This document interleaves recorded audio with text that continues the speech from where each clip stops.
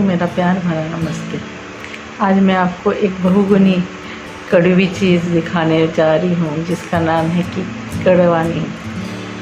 कड़वा नीम के जो पत्ते हैं ना, वो हमें किस तरह खा सकते हैं हम और किस तरह उसका उपयोग हो सकता है, आज मैं आपको इसके बारे में बताना चाहूँगी। सच तो मुझे सोरेटिक आर्थराइटिस डायग्नोस हुआ, तो उसमें मुझे पहले सोरासिस था, वो पूरा चले गया था। सोरेटिक आर्थराइटिस का जो पेन था वो भी चले गया था। काफ़ी सालों के बाद फिर मुझे उभर आया है, तो वो है ऑटो इम्यून डिसीज़। तो वो कभी भी हमें अगर होता है, अगर किसी के भी बॉडी में, तो वो कभी भी कम होता है, कभी अपने आप ही फिर आ जाता है सरफेस पे। तो उसके लिए हम आयुर्वेदिक या फिर नेचुरोपैथी कैसा हम उसको इस्तेमाल कर सकते हैं, तो ये मैं आज बताने जा रही हूँ। क्योंकि मैंने नेचुरोपैथी कोर्स किया और उस पर से मुझे ध्यान में आया कि हम लोग जो मेडिसिन लेते हैं, मैंने बहुत मेडिसिन ली और बहुत दिनों तक डायग्नोसिस भी नहीं हुआ था। तो इतनी मेडिसिन खाई तो उसके साइड इफ़ेक्ट्स इतने होने लगे बहुत। सोरासिस के बारे में तो आपने सुना होगा नाम। सोरासिस जो स्किन के ऊपर दिखते हैं, उसके जो पैचेस दिखते हैं, ऐसे बड़े होते हैं, किसी के छोटे होते हैं, उसे खुजली बहुत आती है और वो कड़क से एक ऊपर से एक उसका ये हो जाता है ना, लेयर सा बन जाता है।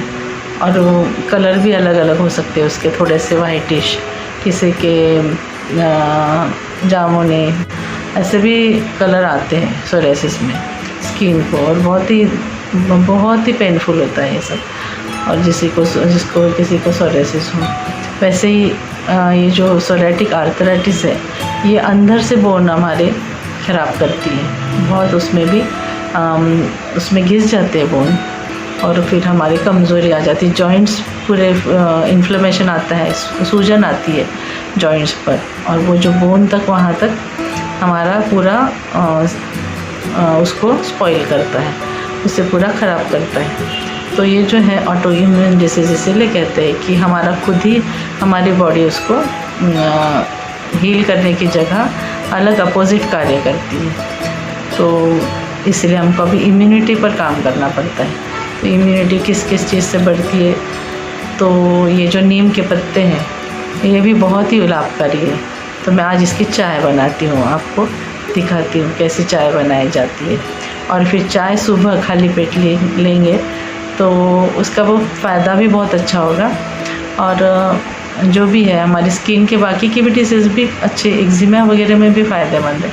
और सोरेटिक आर्थराइटिस और इम्यूनिटी के लिए ये खासकर पिया जाए तो अच्छा। और जो किसी को प्रेगनेंसी या फिर लैक्टेटिंग मदर, इन लोगों को छोड़कर, या फिर किसी कुछ एक दो लोगों को छोड़कर बाकी सबको चलता तो है, फिर भी डॉक्टर से आप लोग अगर कुछ अलग बीमारी हो तो आप सलाह भी ले सकते हैं। तो देखिए हम लोग चाय कैसे बनाते हैं। घर के पेड़ के पत्ते ही लिए मैंने, इन्हें धो लिया 2-3 पानी से और अच्छे से उसे ड्राई कर लिया, सुखा लिया। अब उसके बाद हम लोग पानी लेंगे, एक गिलास पानी में थोड़ा उबाल आने देंगे। उसके बाद एक पत्ती लेके उसका इतनी डालेंगे, इतनी पत्तियाँ, और उसे 3 से 4 मिनट आप बॉईल कर लें।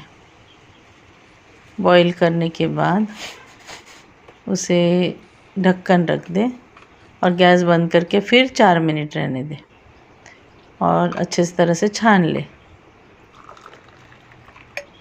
छानने के बाद उसे आप नींबू और शहद डाल के टेस्ट भी उसकी अच्छी कर सकते हो आप, कड़वी नहीं चाहिए तो, या ऐसे पिए।